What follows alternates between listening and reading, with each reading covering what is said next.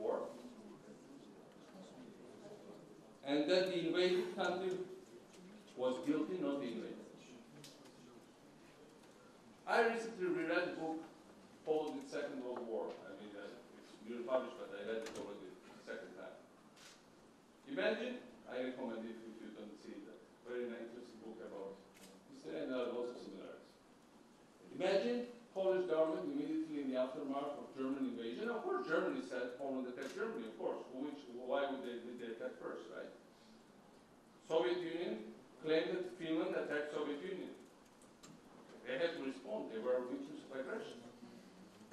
Imagine Polish government in the aftermath of September of 1939 coming out, or any major Polish politician, but this time head of Polish government, saying, by the way, we were at fault. We provoked the Soviet Union. We were misbehaving. By the way, yeah, we attacked Germans. Yes. So we'll prosecute everybody who did it. We are so sorry. It's funny and it never happened. Because it's funny, because it never happened. It's not funny for me because it's happening in my country. And so the reality is that this certainly, well, they also announced that, of course, I will be personally investigated, but that's, my personal case has strictly no importance. Even if you will agree that such announcement does not contribute to any democratic cohabitation. But what is at stake is much more important. What is at stake is sovereignty of my nation. When the leader of a country that is partially occupied counts 500,000 IDPs that were ethnically cleansed from their towns and villages, repeats the same story that the invader who expelled that people and who keeps them away from returning to their homes, repeats the propaganda of occupiers and ethnic cleansers, and announce that those ones who try to resist the invader are to be blamed and tried and finally sentenced, then you understand that this is a sovereignty issue.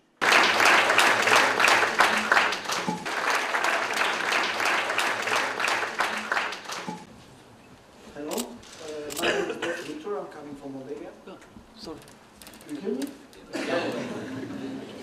So I prepared my question on paper because I'm really nervous. Yeah, no, it's not so long. It's a difficult question. So I will start by saying that I really admire you. Thank you. As a president.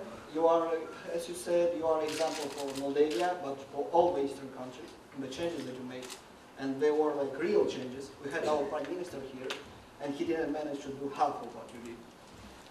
And I wanted to ask you something about the elections and about why you lost the elections. Let's say that you brought the economical reasons and Russia, but the party was not re-elected by the people, by the Georgian people.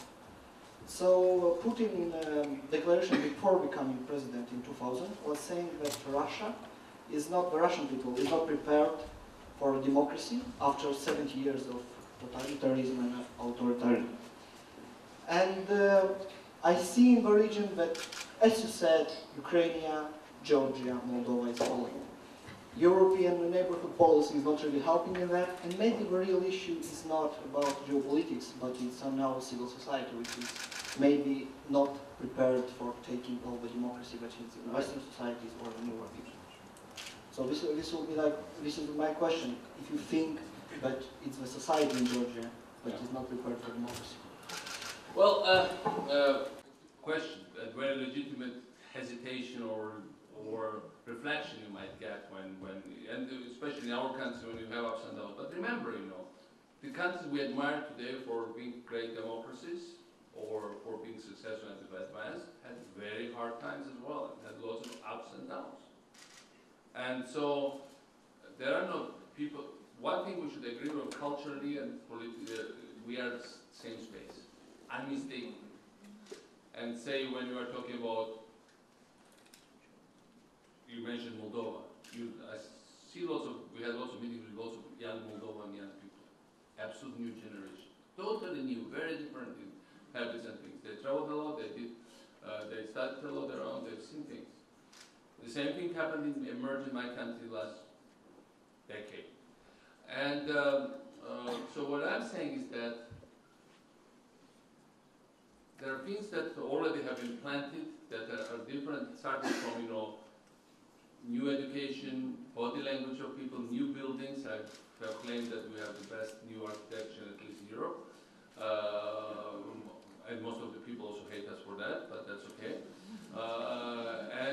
So what I'm saying is that, and the new government came with programs demolishing buildings. It's amazing, and they started step by step a little bit to do it. Hopefully they will stop there. But what the point here is that people only can be educated on democracy through the process of democracy. So if this was us explaining to people, oh, this is good for you, this is bad. Now they will learn it firsthand. We were warning them about the risk. Now they will see those risks being in real life, right? And even in Singapore, we always cite Georgia as an example for Singapore because of liberal economy and fast development and also new buildings and this is coming up. But Singapore today couldn't have made the same thing because today we're 21st century.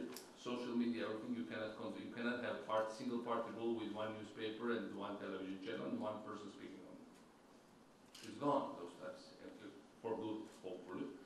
What we have now is multitude of voices, and it's everywhere, everybody, especially in Europe, it's like that.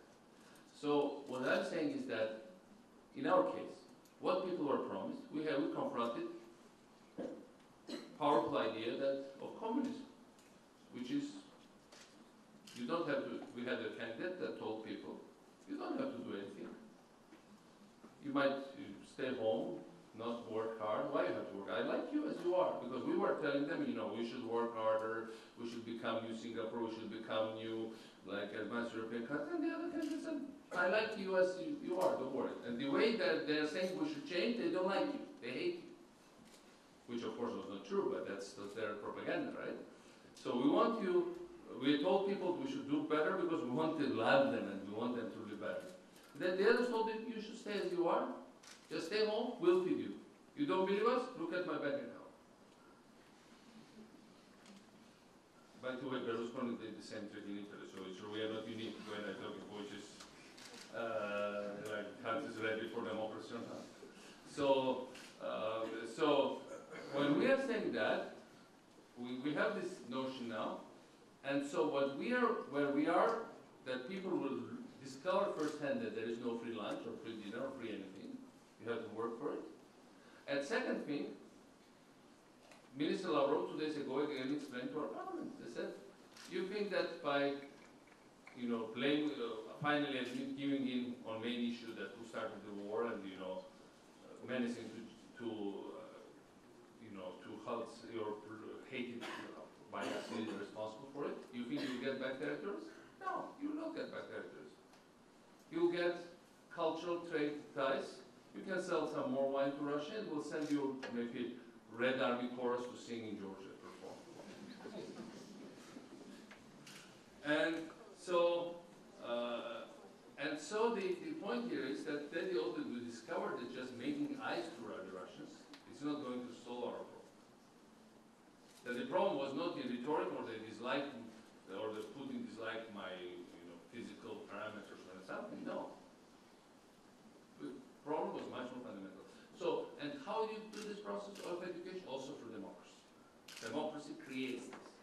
And that's how, we had ups and downs, but we will have to have our own ups and downs with the democratic system. And eventually, still, we'll move forward. That's my deep conviction. There is no better system than that.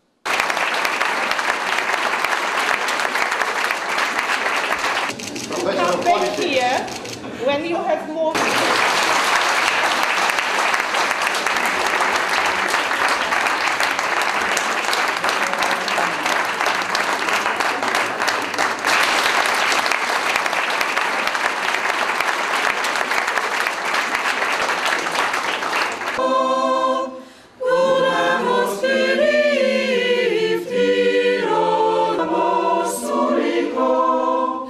Gulis Faustali, Marachas.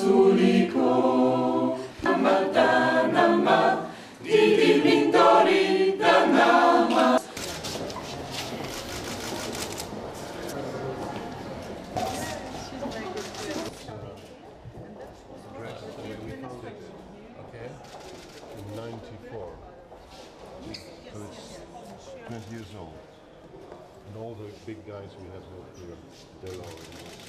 And you strengthened This is the when inauguration. he was, And you when sang he was ill, he came Yeah, also yeah. here. They're gul and kaps.